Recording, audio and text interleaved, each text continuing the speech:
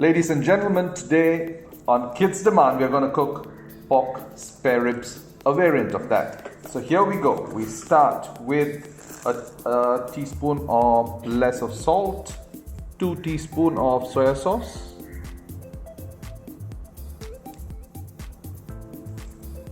half a teaspoon of sesame oil, white pepper. Here I have 2 egg whites, 1 tablespoon of Shaoxing wine. Give it a good mix and let it sit for an hour or more. Okay, so here it goes. Giving it a mix. You can add, a friend of mine recommended that you can add a little bit of curry powder just for the little bit of oomph. So I am going to add a little bit of curry powder now. So based on my friend's recommendation, here is 1 tablespoon of curry powder. It looks colorful and flavorful. It's not spicy hot, it just has that hint of spice in it. So we have 6 tablespoons of tomato puree here, to which I add 4 tablespoons of white vinegar.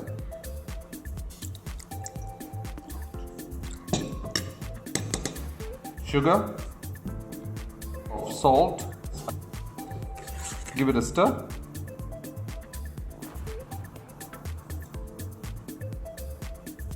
Alright, so here are the pork ribs, the spare ribs that have been marinated and left in the refrigerator for an hour. In fact, I've left it for more than an hour, and I have then coated it. After taking it out from the refrigerator, I have coated it with starch. You can't see the starch everywhere except in certain places. You can see patches of white because the marinade was wet and it seems to have absorbed all the cornstarch. Here is cornstarch with water in the ratio of 1:2. This will be used to thicken up the sauce right at the end of the cooking. And here we have about 20 grams of ginger, 20 grams of garlic, which will serve as aromatics. Then I have an onion of about 170 grams, and then about 240 to 250 grams of capsicum. And here I have about 200 grams of cucumber. I have removed the seeds and I've kept them in water, but eventually I will be adding them when I add all the other vegetables. It will serve as a very interesting ingredient in the sweet and sour spare rib. The wok is hot, time to add some oil, about 1 inch or so, and we start shallow frying the pieces of spare ribs that we have coated with starch. The oil is hot and time to add the pieces of meat. Keep them on a constant fire.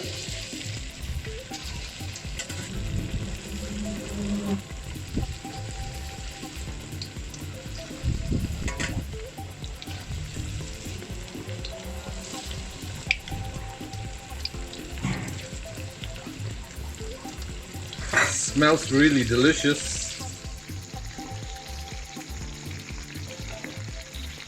It's time to remove the first batch and make sure you drain off the oil.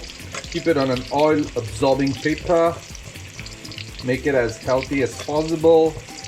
It is a simple dish to some extent.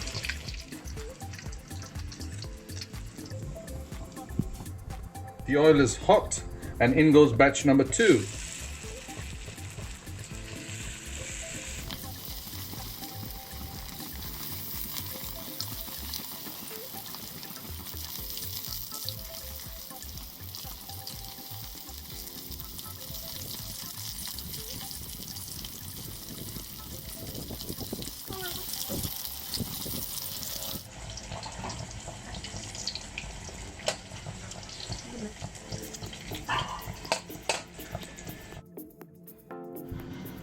The wok is hot and it's time to add some oil. In goes ginger,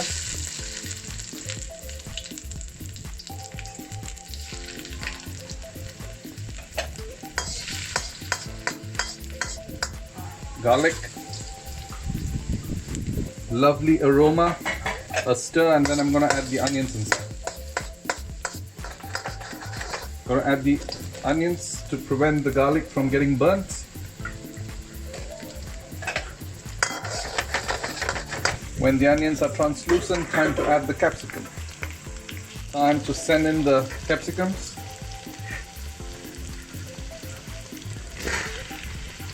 Adds a lot of color to the dish.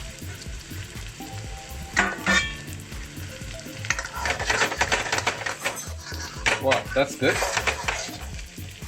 In goes the cucumber. And soon it's time to take them out.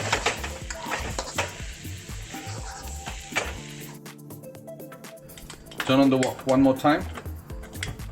That's 200 ml water. Time to add the pre-prepared puree paste. So I give it a good stir. Give it a good stir here. And then add it in. And cook it. This is nicely cooked, or rather boiling. Add the meat pieces inside and return the vegetables. The sauce is boiling nicely, time to thicken it, and here is the cornstarch. Give it a stir. When it boils, return the meat and the vegetables, and you're done. Time to add in the meat, the crispy meat, coat it well, and time to add the vegetables.